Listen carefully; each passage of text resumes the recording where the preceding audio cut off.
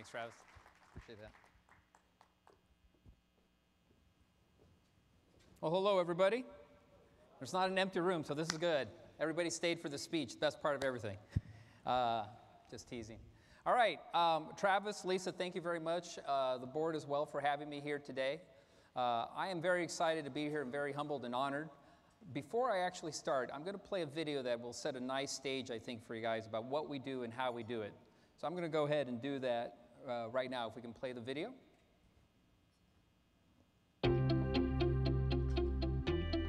Job Creators Network is a group of people that are entrepreneurs and are doing their best to preserve the American dream and to preserve the idea of entrepreneurship. We have a huge challenge in America today, defending free enterprise. This is because too many Americans do not know enough about the values that make our nation and economy strong. And government policies, through laws and regulations, threaten these values every day. I'm very, very concerned about the small business guy. The small business guy who I was. All of these small business guys have the same problem that we had then, but the odds are stacked against them. The whole notion of the Job Creators Network is to have an environment, an atmosphere that's conducive to these small companies growing. Well, Job Creators Network is an organization that was formed and founded by Bernie Marcus, who is one of our great business leaders in this country, a great American dream story. I was fired, at the age of 48 years of age. But I thought how you deal with it depends on what's going to happen with the rest of your life. The idea was to focus on how educating employees, how government policies impact their pocketbooks and their livelihoods. We have a couple different ways the Job Creators Network gets our message out. Not only do we leverage what we call kind of the traditional media approach and social media approach, but we really leverage, and at the core of what we do is the employer-to-employee education program.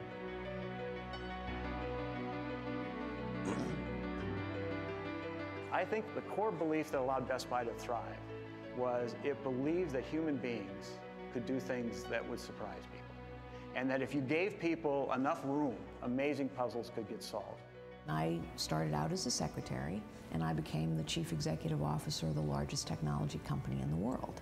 We live in a country where every consumer votes every day with every dollar they spend. That's an election an entrepreneur needs to figure out how to win.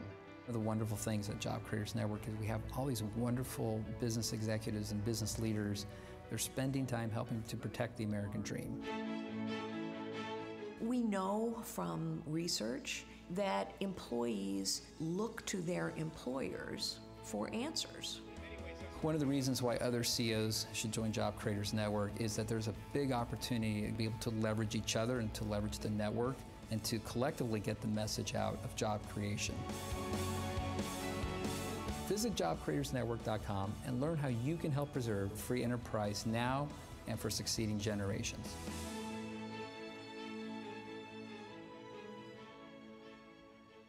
So hopefully that gives you at least a little bit of an idea of what we do, and I'm going to get into much more detail. But before I start, I actually always think it's important for you to know who's up there presenting, what's the motivation behind that person. This is pretty much it. This is my motivation. This is my mother in her 1960 Pontiac Bonneville Vista. Growing up in Chula Vista, California, we grew up very poor. And I'll tell you that every single week we would drive around in this car and we would go around picking through trash cans, in aluminum cans and newspapers. But I stand here today. I graduated, first one in my family to graduate from college and grad school. I've worked at some of the most fantastic organizations in this country, Nestle and Pepsi, Kraft Foods, Georgia Pacific, Boston Consulting Group. And I'm telling you right here, I can only have done it in this country. And it is a fantastic country, and I'm proud to be able to be doing what I'm doing today, running this organization.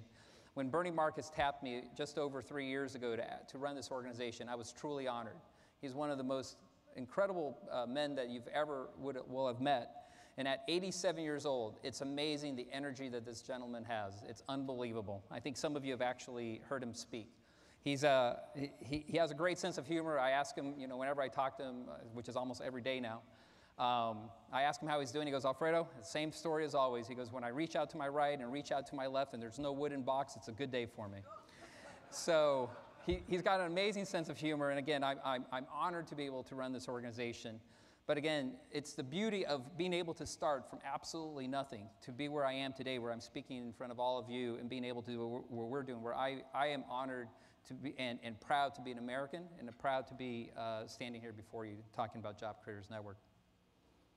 Our mission is very simple: involve, inform, and inspire. We really believe by doing these three things, in particular as it comes to the employees, right? Employees are the key to our success in the future. The problem is there's a lack of education that's happened with our employee base. They don't understand what's going on. You hear about the fight for 15. Well, nobody actually understands the way profit actually works in their companies or with the franchisees, and that's what we do. We try to educate our employees. And we do it through what we call a three-legged stool approach in terms of taking our content, which is called the employer-to-employee education content, and I'm going to talk about that in a little bit, and either going directly to companies using associations, for example, ALEC, which Lisa, thank you very much. As of today, I believe I can call you an official partner. You guys are officially now the ALEC organization, our 101st association. We have a coalition of partners that I'm going to get to, and so we're very proud and thankful that you're part of that. But then there's also what we call the direct consumer, really leveraging the social media platform and being able to push out there. But I think what will be most interesting to you all as legislators especially is the information that we can provide to you and your associations, your organizations. There are many of you here who are actually even also small business owners, using this content to be able to push out, whether it's to your state, your voting public, or really your employees. This is critical things. But the driving idea at the end of all of this is that the best defense against bad government policy is a well-informed public. And that's what we need today. I think you've heard a lot of times, you know, that folks in DC sometimes count on what they call the dumb American public to get things done. Well, our hope is that as you educate people, as you educate your employees, we're going to have a lot less what we call dumb legislation that's going on. One of the things that we've created is what we call industry verticals, to be able to try to get content that is specific to the different industries that's still about free enterprise. The one thing that I tell people is we are a nonpartisan organization, but we are staunch supporters of free enterprise in this country. And we're unabashed supporters of the principles that we believe, which is, as many of you have already mentioned, right, less regulation, less taxation, and less government. And so we believe that those principles really are the principles that can drive the economy. These fine folks up here have agreed to be really these vertical industry leaders. We're adding 2 more in terms of sports and entertainment, but we're excited to be able to have these fine folks, including, as you can tell, Bernie Marcus, really being able to provide us the content and the information that we use as we provide the collateral out and we create the collateral back to the public. I mentioned about our CEOs, and you saw from the video there, we use our CEOs, our member CEOs, to get out in front of the media, to get the message out. We believe these are the people who are the true job creators, and through their voice, we can push the principles of free enterprise out in a way that I think no other person can really do, right? These are legitimate job creators. They know what they're talking about. And you can see not only do we use the traditional media, TV, but we also use the print media sources as well. And in many cases, we leverage our association presidents. For example, we did a joint op-ed, Lisa, or we did an op-ed as well, and we're going to look at doing more of those types of op-eds as we go out with other associations. Like I said, we have a base now, or we call an asset, of 101 different associations that are part of our coalition that believe in the exact same message of free enterprise. We got to use that. So what is the employer-to-employee education program? I'm going to get into that a little bit now. We call it the E2E program. These are the actual issue areas that we focus on. As you can tell, there are 7. Civic and economic literacy, debt and deficit, taxes, education, healthcare, energy, and government overreach. These are the 7 areas that we believe are the ones that we have to be talking about in this country. We spend a lot of time actually on civics and economic literacy. And a lot of times you'll see how we do it. We do it through videos, and we have an example of a video that actually talks about that. But these are the 7 areas that we believe are the most critical to educate employees on. And again, we provide that collateral, that information through what we do on our employer-to-employee education program. And these are some of the tools that we actually use to distribute that. Dedicated employee websites, landing pages, microsites, mobile applications, videos, kitchen table economic newsletters, snapshot infographics, and I got some examples of this. And by the way, we do have all this translated in Spanish because we want to educate all the entire workforce, and if that's a particular issue or a challenge, we've already provided the the translations for you.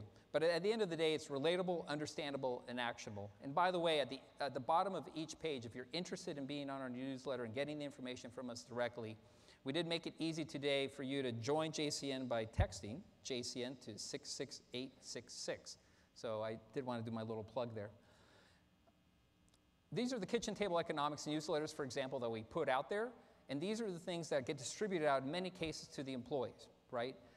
And we do this on about a bi-weekly basis. And these are critical for information. These are some of the snapshots, for example. This one in particular is about, they call about planes, trains, and automobiles, how taxes actually roll downhill and hit each one of these different areas. Or how much do regulations, the government regulations really cost you, right? So this is what we constantly are providing. And again, as Travis mentioned, we've got a great pricing, right? This is absolutely free. I jokingly tell people we're a little bit like the Gideons of free enterprise, right? We're there for the taking if you want it, right? So we just encourage people to do it.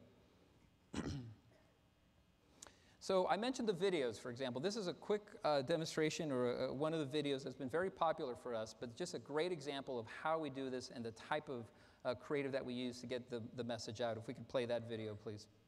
Imagine this cake is the federal budget. This huge section of the cake represents mandatory spending and is automatically set aside when the budget is drafted each year. It pays for programs like Social Security and Medicare, and its amount cannot be altered without changes to federal laws. 50 years ago, mandatory spending accounted for only 25% of the federal budget, while today, due to an aging population, it is closer to 60%. This area here represents the amount the government is required to pay in interest on the national debt. For 45 of the last 50 years, the federal government has ran a budget deficit. That means that they borrow more money than they bring in through taxes. Just like when you carry a balance on your credit card, the government has to pay interest on the money it borrows from countries like China. What remains of the cake is what's called discretionary spending. This is the only portion of the federal budget that the president and Congress can decide how to spend. With this money, the government invests in areas like education, transportation, social welfare, and national defense. As the country's debt piles up, the amount of money our government throws away in interest payments each year goes up with it. This means less money to invest in things like new roads, bridges, and schools. It also means politicians may raise taxes to help pay for the debt. One thing is for certain: too much debt is a bad thing. To learn more about how government policies affect you, visit informationstation.org. You guys think you like that? Thank you. No, we're really excited. We get just really honestly, a ton of positive feedback on these kinds of videos. Again, they're understandable, relatable. We try to keep it as simple as possible and entertaining, right? And again, all this is available, informationstation.org. You guys can go, you can download, take it out there. We have no copyright on anything because we just want to get this information out there. But again, that's just a good example, I think, of something that I know in this particular room is very relevant to all of you. I encourage it. Take it down, push it out to as many folks as you want because we need to get that message out. One of the things, in addition to putting out some of this collateral, we also help, in many cases, our business leaders and our legislative leaders with talking points. For example, I think a lot of you have heard about the minimum wage discussion, right? So, right, yeah, I heard yesterday was a little bit, was pretty interesting. But when we talk about, for example, minimum wage, a lot of our CEOs have said, so how do we talk about the minimum wage, right? Especially when we're in front of the press.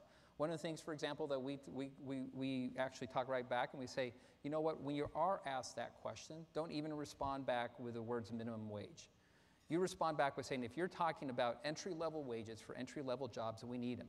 And our youth needs them because it's the first rung, for example, that our youth of today get their experience so that they can advance their careers. And it's a very different positioning. And if you like kind of how that sounds, you can thank Frank Luntz, right? Because Frank Luntz we have brought in as a consultant to help us create all of this different type of collateral. That minimum wage project alone, I have to tell you, was a six-figure project, bringing Luntz in, doing for several months actually, working on this with focus groups, making sure that these were vetted words that our business leaders and our legislative leaders could use. So again, these are the types of things that we provide, again, for free to anybody who wants to access it. And does this stuff work? Well, guess what? We went out and actually did research. I mentioned to you some of the companies I worked at. I actually headed up the cheese business at Kraft Foods. And one of the things we did is a ton of research. So I believe in research, right? Use the metrics to prove your point. And one of the things that we did do is in South Florida, we went and we actually did the market research. We did a pre and post basically to get the understanding of the metrics. Are we moving the needle on some of the key issues that we talk about? And these are some of the questions. I'm not quite sure if you can read them all, but it's related to healthcare, regulations, taxation, and actually energy.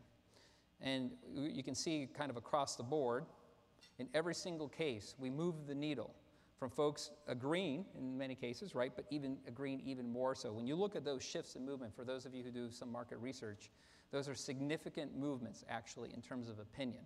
And most importantly, we had an opportunity to do this kind of research just before the midterm elections. So we actually then went in after the midterm election and asked the question, did it help inform your vote? Again, for those of you who know market research, I was actually expecting about 8 to 10%. I was hoping for 8 to 10%. More than 1/4 of the people that were exposed to our information said this informed their vote. When you go back and actually see directionally where things moved, you can probably make that leap of faith to think that we probably positively influence them in a way that we believe promotes the principles of free enterprise that we all believe in. It's a great number, don't you think? I mean, it seriously is. Thanks. So we have some notable new members that have come on, overall, new and old. Stanley Black & Decker, you can see out in Connecticut, about 50,000 employees there. Home Depot, Hardee's, Burger King, QEP Resources, Travidia. And I'll tell you, one of the things that we're doing, for example, on some of these franchise businesses like Hardee's and Burger King, is we're looking at the franchise level, not at the corporate level. I think a lot of you also understand joint employer and the challenges of that, right? The way we've created the system, and I've actually brought Littler Mendelson in from San Francisco to be our attorney of record to make sure that all this stuff is legally vetted out. But the reason why we're focusing on the franchisee and not the franchisor and corporate is because in that you don't trigger the joint employer role. And that was something that was very important for us, and that's why these folks like using what we're doing. And then coalition partners. I mentioned that again. We're excited to have Alec on board, but you can see some of the partners here that we already have. Again, we're now at 101 partners. We're very excited about that. But if you look at what we've got, we not only have industry trade partners, but we also have demographic coalition partners as well. So if you look at National Association of Women Business Owners, if you look at, for example, the Hispanic Chamber of Commerce, when you look at NABHOOD, when you look at the Latino Coalition, right, we're really trying to make sure that we broaden the appeal so that it's not just, let's say, a partisan or an industry-specific message, but it really is something that can be applicable to, across our economy. So we're really excited about this kind of reach and this kind of breadth in terms of the partners that we've brought on. Again, we've done this in about 3 years, so we've been pretty busy, so we're pretty excited about this. And we also have co-branded landing pages. For all of you who are interested in doing this, whether it's on your state legislator sites or anything, we do this for anybody who is interested in doing this. And these are very effective ways of getting that message out, getting the content out there with you not having to worry about it by doing these landing pages. Online updates, again, for example, we now have a mobile app. We're very excited about that, and that content gets distributed out there. As you know, social media through mobile is an incredibly important piece, so we try to get that message out through the mobile app. Policy and legislative issue campaigns, something I know you guys are obviously extremely interested in. We got involved in the NLRB fight. We're very concerned that 5 unelected bureaucrats, truly in DC, make such massive decisions that impact such incredibly large chunks of the economy. As you can tell, nearly $1 trillion in GDP and over 18 million direct and indirect jobs. We thought this was something worth fighting for and getting people aware of what's going on. We're not necessarily taking a position on whether something is good or something is bad, but when you have this kind of impact to the American public, we should at least be discussing it on the floors of Congress, not behind closed doors. And strong partnerships, I mentioned this as well. AHLA, American Hotel Lodging Association, AHOA. I'm not sure if Chip Rogers is in here. I believe he's on your board as well. Chip has been extremely supportive of doing what we're trying to do. IFA, International Franchise Association. Again, we try to really enter through all these different associations, providing this kind of content so that they can be effective doing what they do as well.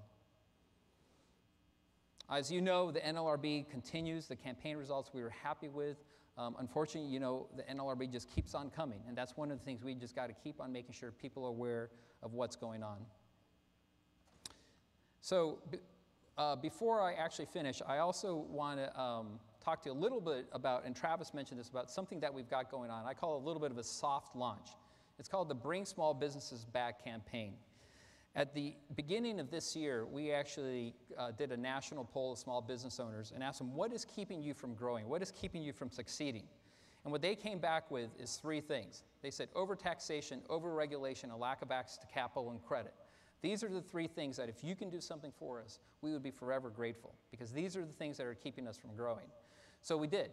We went ahead and started a campaign, and starting in August of this year in Aurora, Colorado, we're kicking off a national tour, a bus tour, Bring Small Business Back, a campaign bus tour that's going to go around. Right now we have about 12 confirmed states, about 40 different legislators, whether they're congressmen, state senators, U.S. senators, governors, right? We're looking at state legislators that can do that, and in many cases in conjunction with state chambers or local chambers in their areas, to really be able to talk about this idea of overregulation, overtaxation, and lack of access to capital and credit hurting our small business owners. I'm going to give you a quick fact that you guys can take with you. If you want to write stuff down, this is the fact to know. There are about 28.5 million small businesses in this country. Right, about 5.5 million of about 5.5 million of those employ about 10 people on average.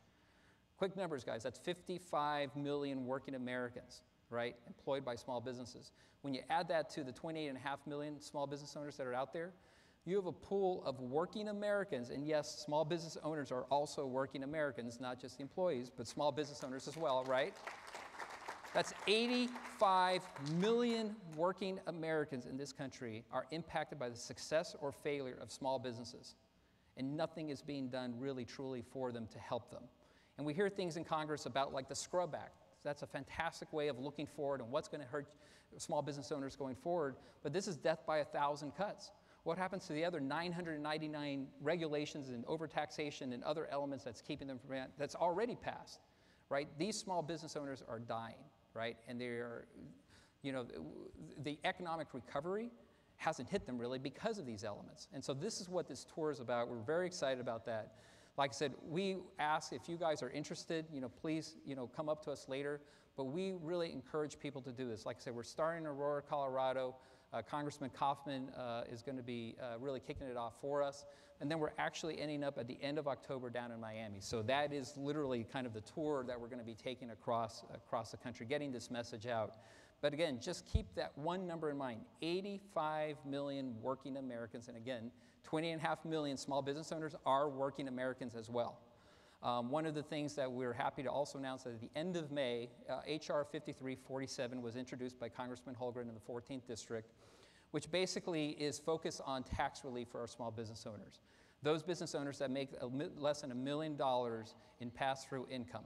And that's about 96% of small business owners in this country. And I'll tell you, that kind of tax relief, we did this for research, we also found what happens, those small business owners, they actually reinvest those dollars into the businesses. They buy another line, they buy another truck, they add more people, right? That's what we need to do, and that's what we need to focus on. And I'm gonna move forward to play that video because I don't want to run out of time. Again, here's the quick text to join. And then I'm gonna ask that I believe we have that video up to play, right? America's job creators are under attack. The primary engine of our economy is being stifled from overtaxation, overregulation, and lack of access to capital. It is very, very difficult to start a business today. The regulations, the taxes that we have to endure, and that really impacts us. Because of banking regulations and the reluctance now of banks to loan money, it shuts out a lot of people from the American dream who would like to open their own business. The reality is that the government was never a small business. They don't really know what it takes to run a small business. The Job Creators Network was created to be the voice of small business and to fight policies that hurt growth and make it harder for all of us to realize the American dream. JCN doesn't just talk about problems. We take to the streets if necessary. We are rallying in Atlanta today to continue pressuring the National Labor Relations Board to back off of America's small business owners. We're suffocating small business right now with the tax regulation that we have. This is where government needs to really get the heck out of the way. We will be much, much better off. bringing small business back. The Job Creators Network is such important work for us to do.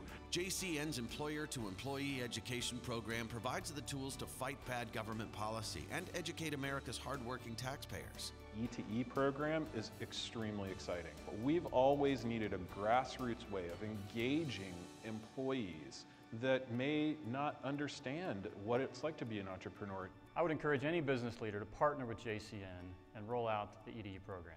It's a great way to improve your relationships and your communications with your employees. It's non-political. It's not about telling anybody how to vote. It's about telling them that you care about the most important issues that affect them, their family, and their pocketbook. And when Job Creators Network came out and said, we're going to not just educate employers, but we're going to teach employers to educate employees, that was something special. To find out more about the Job Creators Network or to join the fight, go to jobcreatorsnetwork.com.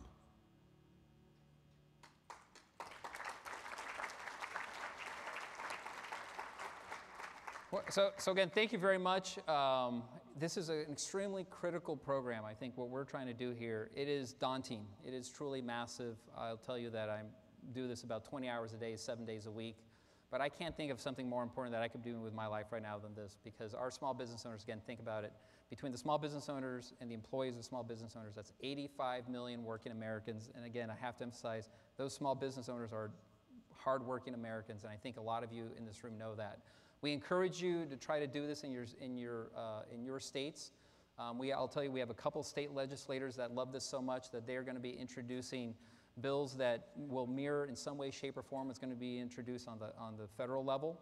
And in some cases, what we'd like to do is hopefully get 5 state legislators that will simultaneously in their different states introduce legislation that hits on these 3 different elements of overtaxation, overregulation, and lack of access to capital and credit.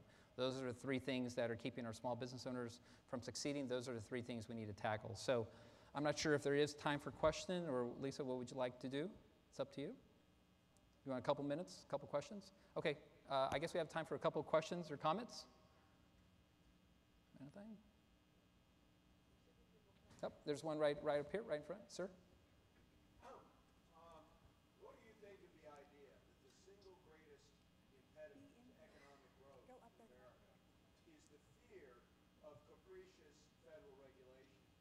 And that the way to deal with that is to require that major new federal regulations be approved by Congress before they could go into effect? No, and again, I think that's a great idea. Like I said, I mentioned, for example, the Scrub Act. Again, something that looks at how it's going to be impacted, how businesses are going to be impacted. We need that kind of insight. Again, I mentioned the National Labor Relations Board impact. That is that joint employer piece. I mean, that conversation has to be approved on the floors of Congress. I mean, there can no way can 5 unelected bureaucrats have that much power and influence over that many millions of Americans that are working hard every day and over almost $1 trillion of GDP. So I encourage, personally, I encourage that kind of oversight. Other questions or comments or thoughts? There's one over there, sir. Yeah, I'd like to thank you for bringing us free enterprise, and free markets are a key part of this. But in healthcare today, you don't have free markets, you have price controls. Not only that, you have price controls that are unfair to the practicing physicians. And so you have hospitals really running the show today. How do you correct that problem? Well, again, I think it's education, right? And I think you have a great example of that. As we probably know, one of the reasons why we believe we are where we are with the Affordable Care Act is we had an uneducated public that didn't do anything about it, right? And so the idea is let's go ahead, let's make sure that through our employers, the employers have the tools and resources that they need to help educate their employees about how these policies impact their pocketbook and their livelihood on a daily basis. Look, at the end of the day, they really don't know what to do, right? And they don't know who to trust, but they do know one thing overall, right? Because when they look out there, right, it's not the media, right? They actually truly trust their employers best, and especially the small business owner, right? When you're let's say there's 3 or 4 or 5 or 10 employees, right, in your company, you know that paycheck is going to come based on the success of that business owner, right? So you want to make sure they're as successful as possible. And in your particular industry, there are so many folks out there that need to be educated across that population of the industry. So again, we encourage you, please talk to me after. I'd like to see how we can actually tackle that particular industry even better. Any other questions or comments? Could you repeat that federal legislation number? 5347. It's called the Bring Small Business Back Tax Reform Act. So we were happy to have a nice title that sounded great to us. Any other questions or comments? Nope. Lisa, thank you again, and your board for having me here today. Thank you.